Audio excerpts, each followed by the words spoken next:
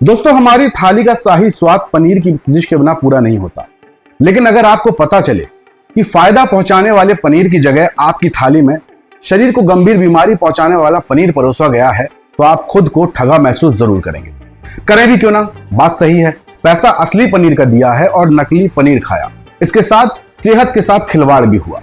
कई गंभीर बीमारियां आप अपने साथ ले गए, तो गुस्सा आएगा। नमस्कार दोस्तों, मैं देहाती नितिन और आज बात करेंगे एनालॉग पनीर की छिड़ी हुई बहस पर। आपको इस वीडियो में मैं बताऊंगा कि आखिर ये एनालॉग पनीर होता क्या है, इससे होने वाली शरीर को गंभीर बीमारियों की चर्चा भी करेंगे।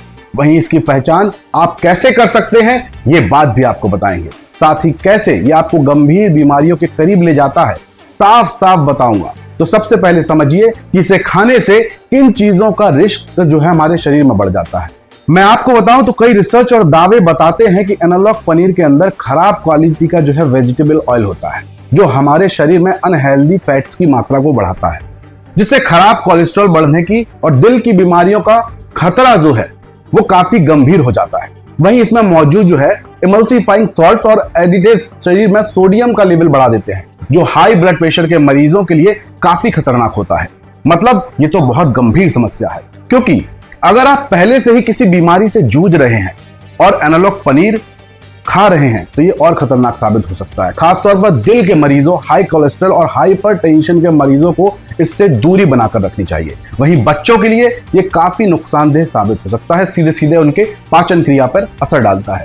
ये तो हो गई परेशानियां। अब आपको समझाते हैं कि एनालॉग पनीर आखिर क्या बला है और कैसे बनता है। दरअसल एनालॉग पनीर देखने में तो असली पनीर जैसा लगेगा आपको, लेकिन इसे दूध से नहीं बनाया जाता। एनालॉग पनीर को दूध के फैट की जगह अक्सर palm oil, refined vegetables oil, starch, soya protein, emulsifier, milk solids और दूसरे फूड एडिटिव्स जो होते हैं उसका इस्तेमाल करके बनाया जाता है। और अन्य खाद्य योजकों के साथ भी इसको मिलाकर तैयार किया जाता है, जो स्वाद में तो आपको बिल्कुल एक जैसा लगेगा, असली जैसा। इसे तैयार करने में लागत कम आती है तो मुनाफा ज्यादा होता है। यही वजह है कि मुनाफे के चलते हमारे शरीर के साथ लोग खिलवाड़ करते हैं। एनालॉग डेयरी उत्पाद की बिक्री को लेकर कई शिकायतें सामने आती रही हैं।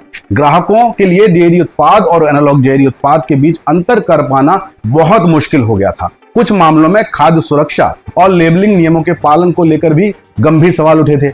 यहां मैं एक चीज आपको और साफ कर दूं, एनालॉग डेयरी उत्पाद जरूरी नहीं कि नकली हो, लेकिन ये दूध से बना डेयरी प्रोडक्ट भी नहीं होते। अगर आपको ये कोई कहकर दे रहा है तो हमेशा ध्यान रखें, ये डेयरी उत्पाद का एक सस्ता विकल्प है जो आमतौर पर नॉन डेयरी फैट और दूसरी चीजों से बनाया जाता है, जो मैं पहले बता चुका हूं आपको।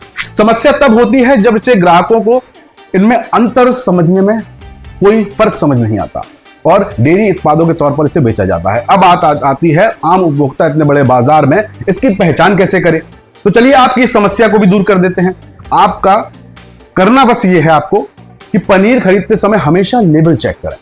अगर लेबल में वेजिटेबल ऑयल्स या एमल्सिफायर लिखा हो तो वो एनालॉग पनीर है।